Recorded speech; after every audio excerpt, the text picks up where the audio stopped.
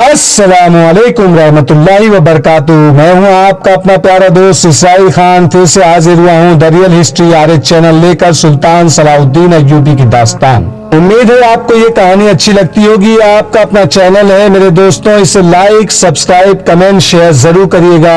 آج کے کردار میں عثمان، النور، امام، بلجیس، آفاق اور عثمان سارنگ کے ساتھی جو ان دو لڑکیوں کو چھڑانے کے لیے جائیں گے، اور النور کے ساتھی کئی لڑکیاں۔ نور اسی وقت باہر نکل گئی اور ذرا سی دیر میں دو سہیلیوں کو بلا لائی۔ اتنے میں عثمان سارم کا ایک ساتھی اپنی بہن کے ساتھ آ گیا۔ ایک ایک کر کے ساتوں جوان آ گئے۔ بلجیس نے لڑکیوں کو بتایا کہ وہ کس راستے کہاں جائیں گی۔ راستے میں انہیں ایک سنتری روکے گا۔ لڑکیاں اس سے پوچھیں گی کہ وہ اوپر کو کون سا راستہ جاتا ہے۔ وہ کہیں گی کہ شاہ رینالڈ نے انہیں بلایا ہے، لیکن وہ غلط راستے پر آ گئی ہیں۔ ان میں سے ایک لڑکی نوکرانیوں کے بھیس میں ہوگی جس کے سر پر سامان ہوگا۔ سنتری کو ختم کرنا ہوگا، پھر آگ لگانی ہوگی۔ آگ لگانے والا سامان نوکرانی کے سر پر ہوگا۔ گھوڑے اس طرح بندھے ہوئے ہوں گے کہ لمبے لمبے رسوں کے سرے زمین سے دبائے ہوئے ہوں گے، اور گھوڑوں کی پچھلی ٹانگیں ایک ایک سے جنجیر یا رسی باندھی ہوگی جو رسوں سے بندھی ہوئی ہوں گی۔ ان لمبے رسوں کو خنجروں سے کاٹ دینا ہوگا، اور چند ایک گھوڑوں کو خنجر بھی مارنے ہوں گے تاکہ وہ منہ زور ہو کر بھاگ اٹھیں۔ بلجیس نے لڑکیوں کو فوراً لباس اور حلیہ درست کرنے کو کہا اور ایک کو نوکرانی بنا دیا۔ اس کے منہ اور ہاتھوں پر مٹی اور سیاہی سی مل دی۔ پھر وہ عثمان سارم اور اس کے ساتھیوں کو ہدایت دینے لگا۔ وہ خود ان کے ساتھ جا رہا تھا۔ عثمان سارم کے باپ نے بھی انہیں کچھ مشورے دیے۔ پھر سب کو خنجر دیے گئے۔ خاصا وقت گزر گیا تھا، لیکن بلجیس کہہ رہا تھا کہ ابھی شہر جاگ رہا ہے۔ اس جگہ کی رونق اس وقت جاگتی تھی جب شہر سو جاتا تھا۔ تیاروں میں وقت گزرتا رہا اور روانگی کا وقت ہو گیا۔ سب کو اکیلے اکیلے جانا اور ایک طے شدہ مقام پر ملنا تھا۔ لڑکیوں کا راستہ الگ تھا۔ انہیں اندازہ وقت بتایا گیا تھا جب انہیں آگ لگانی تھی۔ اس وقت بلجیس کی جماعت کو حملے کے مقام پر ہونا چاہیے۔ یہ بے حد نازک اور خطرناک مہم تھی جس میں وقت کی غلطی اور کسی کی کوئی بے احتیاطی سب کو ایسے قید خانے میں ڈال سکتی تھی جو جہنم سے کم نہیں تھا۔ سب سے زیادہ خطرہ لڑکیوں کا تھا، کیونکہ وہ لڑکیاں تھیں۔ تصور کیا جا سکتا ہے کہ ان کے کپڑے یا پکڑے جانے کی صورت میں ان کا کیا حشر ہوگا۔ النور نے کہا کہ پکڑے جانے کا خطرہ ہوا تو لڑکیاں اپنے خنجروں سے خودکشی کر لیں گی۔ وہ کفار کے ہاتھ زندہ نہیں آئیں گی۔ شہر پر خاموشی طاری ہوتے ہوتے سارا شہر خاموش ہو گیا۔ کہیں کوئی روشنی نظر نہیں آتی تھی۔ صرف ایک جگہ تھی جہاں رات کی سکوت کا ذرہ بھر اثر نہیں تھا۔ یہ وہ عمارت تھی جہاں صلیبیوں کے متحدہ کمان کا ہیڈ کوارٹر تھا۔ وہی صلیبی حکمران اور اعلیٰ کمانڈروں کی رہائش بھی تھی۔ یہ لوگ اس حال میں ایک ایک کر کے آ چکے تھے جہاں وہ ہر رات شراب نوشی اور رقص کی محفل جمایا کرتے تھے۔ اس رات ان کا موضوع دو نئی مسلمان لڑکیاں اور مال و اسباب تھا جو قافلے سے لوٹا گیا تھا۔ کسی نے پوچھا کہ یہ لڑکیاں کسی اور کام بھی آ سکتی ہیں؟ اس کا جواب ایک فوجی کمانڈر نے دیا کہ لڑکیاں بالغ ذہن کی ہیں، اس لیے انہیں جاسوسی وغیرہ کے لیے استعمال نہیں کیا جا سکتا۔ ایک کی عمر 16-17 سال ہے اور دوسری کی 22-23 سال۔ کچھ عرصہ تفریح کے لیے استعمال ہو سکتی ہیں، اس کے بعد انہیں اپنے دو فوجی افسروں کے حوالے کر دینا۔ ایک اعلیٰ کمانڈر نے کہا، وہ ان کے ساتھ شادی کر لیں گی۔ یہ لڑکیاں ان کی ہنسی مذاق اور غلیظ باتوں کا موضوع بنی رہی اور وہ مسلمان کے خلاف نفرت کا اظہار کرتے رہے۔ اس وقت لڑکیاں دو الگ الگ کمروں میں تھی۔ وہ رو رو کر بے حال ہو رہی تھی۔ دونوں کے ساتھ ایک ایک خادمہ تھی۔ یہ ادھیڑ عمر عورتیں بڑی خوراٹ اور اس فن کی ماہر تھی۔ لڑکیوں کو نہلا چکی تھی اور انہیں رات کا لباس پہنا چکی تھی۔ لڑکیوں نے کچھ بھی نہیں کہا تھا، نہ کھایا تھا نہ پیا تھا۔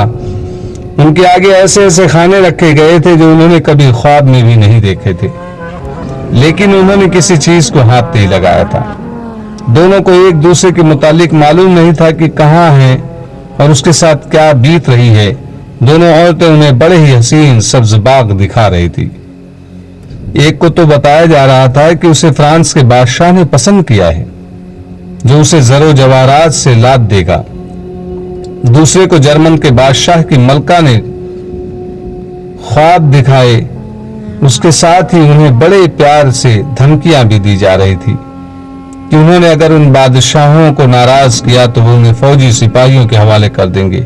یہ لڑکیاں صحرائی دیہات کی رہنے والی تھی، کوئی ایسی بزدل بھی نہیں لیکن بے بس ہو گئی تھی۔ اپنے تحفظ، اپنے ماں باپ کا کچھ بھی کرنے کے قابل نہیں رہ گئی تھی۔ ان کی ہمت، ان کی طاقت، ان کے جذبات سب جواب دے چکے تھے۔ ان کے ماں باپ اور بڑے بھائی نے ان کی عصمت کی خاطر صلیبی استبداد کے علاقے سے ہجرت کی تھی، مگر صلیبیوں کے فندے میں آ گئے۔ لڑکیاں پکڑی گئی، ماں باپ مارے گئے اور بھائی قید ہو گیا۔ خدا کے سوا ان کی مدد کرنے والا کوئی نہ تھا۔ وہ قید سے نکل بھاگنے کے بھی قابل نہیں تھی۔ وہ روتی تھی تو صرف خدا کو یاد کرتی اور خدا کو ہی مدد کے لیے پکارتی تھی۔ اپنی عزت کے علاوہ اپنے بھائی آفاق کے لیے وہ بہت پریشان تھی۔ اس وقت آفاق بیگار کیمپ میں تڑپ رہا تھا۔ وہ زخمی تھا، اسے پیٹا بھی بہت گیا تھا۔ پہلے کے قیدی شام کے وقت روزمرہ کی مشقت سے آئے تھے۔ انہوں نے ان نئے قیدیوں کو دیکھا، ان کی بپتا سنی۔ ان میں صرف آفاق زخمی تھا، کسی نے اس کی مرہم پٹی نہیں کی تھی۔ 3-4 قیدیوں نے مرہم اور کچھ دیسی دوائیاں چھپا رکھی تھی۔ رات کو انہوں نے آفاق کے زخم صاف کیے اور مرہم بھر کر اوپر کپڑے باندھ دیے۔ آفاق کو اپنے زخموں کا درد محسوس نہیں ہو رہا تھا، اس کا دھیان اپنی بہنوں کی طرف تھا۔ قیدیوں سے وہ پوچھتا تھا کہ اس کی بہنیں کہاں ہوں گی اور وہ قید سے کس طرح بھاگ سکتا ہے۔ قیدیوں نے صاف الفاظ میں بتا دیا تھا کہ اس کی بہنیں کہاں ہوں گی اور ان کے ساتھ کیا سلوک ہو رہا ہوگا۔ اسے بتایا گیا کہ اس قید خانے کی کوئی دیوار نہیں اور انہیں بیڑیا بھی نہیں ڈالی گئی، پھر بھی وہ یہاں سے بھاگ نہیں سکتا کیونکہ سنتری گھوم پھر رہے ہیں، اور اگر وہ یہاں سے نکل بھی جائے تو جائے گا کہاں؟ کہیں نہ کہیں پکڑا جائے گا۔ اس کی سزا اتنی اذیت ناک موت ہوگی جس کا وہ تصور بھی نہیں کر سکتا۔ اسے بتایا گیا کہ یہاں کئی سالوں سے قیدی پڑے ہیں جو کرک ہی کے رہنے والے ہیں لیکن بھاگنے کی جرأت نہیں کرتے۔ وہ جانتے ہیں کہ وہ پکڑے نہ گئے تو صلیبی ان کے پورے خاندان کو قید میں ڈال دیں گے۔ ان تمام مجبوریوں اور خطروں کے باوجود آفاق فرار اور بہنوں کو رہا کرانے کی سوچ رہا تھا۔ اس کا جسم چلنے کے بھی قابل نہیں تھا۔ قیدی دن بھر کے تھکے ماندے بے ہوش ہو کے نیند سو گئے اور آفاق جاگ رہا تھا۔ لڑکیاں پکڑی نہ گئی ہوں، عثمان سارم نے سرگوشی میں کہا۔ خدا کو یاد کرو عثمان، برجیس نے کہا۔ ہم اس وقت موت کے منہ میں ہیں، دل سے تمام خوف نکال دو اور خدا کو دل میں بٹھا لو۔ تمہیں دوسرے لڑکوں پر بھروسہ ہے؟ بھروسہ؟ عثمان نے کہا۔ ان کا فکر نہ کرو، مجھے لڑکیوں کا فکر ہے۔ خدا کو یاد کرو، برجیس نے کہا۔ ہم چوری کرنے نہیں آئے، اللہ مدد کرے گا۔ اس وقت عثمان سارم اور برجیس گھر میں نہیں تھے۔ وہ اس عمارت سے جس میں مغویاں لڑکیاں تھی اتنی دور جھاڑیوں میں چھپے ہوئے تھے جہاں سے عمارت انہیں اپنے سر پر کھڑی نظر آ رہی تھی۔ ان کے ساتھ ساتھی ان سے تھوڑی ہی دور بکھر کر انہی کی طرح چھپے ہوئے تھے۔ برجیس نے انہیں اچھی طرح بتا دیا تھا کہ کون سے اشارے پر انہیں کیا کرنا ہے۔ عثمان سارم کو ان 4 لڑکیوں کا غم تھا جو فوجی سامان اور گھاس کو آگ لگانے کے لیے گئی تھی۔ ان میں اس کی اپنی بہن النور بھی تھی۔ اس وقت تک آگ لگ جانی چاہیے تھی۔ توقع یہ تھی کہ اگر اسکیم کامیاب رہی تو آگ کے شعلے اٹھیں گے، پھیلیں گے۔ اس عمارت سے تمام کمانڈر وغیرہ آگ کی طرف بھاگیں گے، جو ایک قدرتی رد عمل تھا کیونکہ فوجی سامان کو آگ لگنے کی صورت میں وہ اپنی محفل عیش و طرب میں مگن نہیں رہ سکتے تھے۔ ان کے جاتے ہی ان نوجوانوں کو عمارت پر ٹوٹ پڑنا تھا، مگر لڑکیوں کو گئے بہت وقت ہو گیا تھا۔ شاید سنتری نے انہیں روک کر واپس بھیج دیا ہوگا۔ لڑکیاں بھی سنتری تک ہی نہیں پہنچی تھی کیونکہ وہاں سنتری تھا ہی نہیں۔ سنتری کا نہ ہونا خطرہ تھا क्योंकि जिंदा रहने की सूरत में उन्हें आग लगाते पकड़ सकता था। लड़कियों ने संतरी को ढूंढना शुरू कर दिया। वो खुश्क घास के पहाड़ों जैसी ढेरों के पास से गुजर रही थी। अंधेरे में उन्हें खेमों के अंबार नजर नहीं आ रहे थे। वो इकट्ठी जा रही थी। उन्हें एक जगह डंडे से बंधी हुई मशाल का शोला नजर आया। उधर चली गई। संतरी सामने आ गया। मशाल का डंडा जमीन में गड़ा हुआ था। संतरी ने मशाल उठा ली और लड़कियों के करीब आकर उन्हें रोका। वो लड़कियों का भड़कीला लिबास और सज धज देखकर मरऊब हो गया।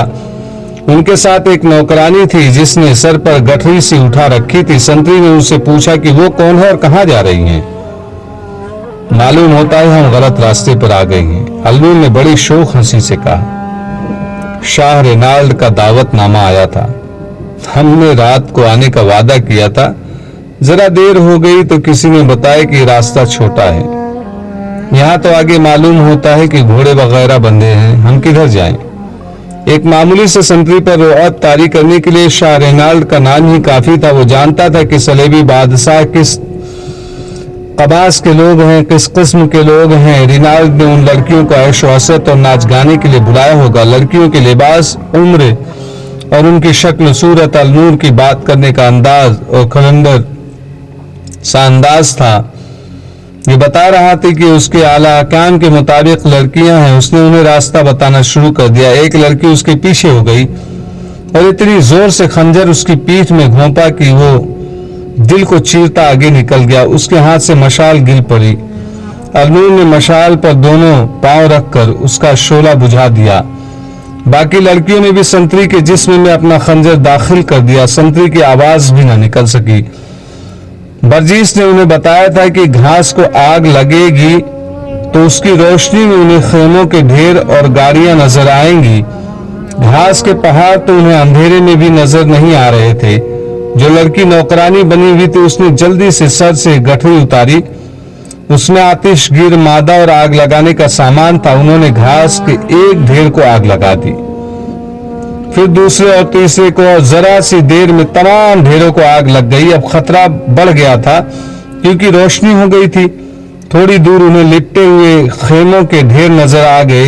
ये कपड़ा था, उसे आग लगाना मुश्किल न था। खेमे भी जलने लगे। खाली घोड़ा गाड़ियां एक दूसरे के साथ खड़ी थी। लड़कियों में गैर मामूली फुर्ती आ गई। उन्होंने 3-4 गाड़ियों पर आतिशगीर मादा फेंका और आग लगा दी। इतनी देर में घास के शोले आसमान तक पहुंचने लगे।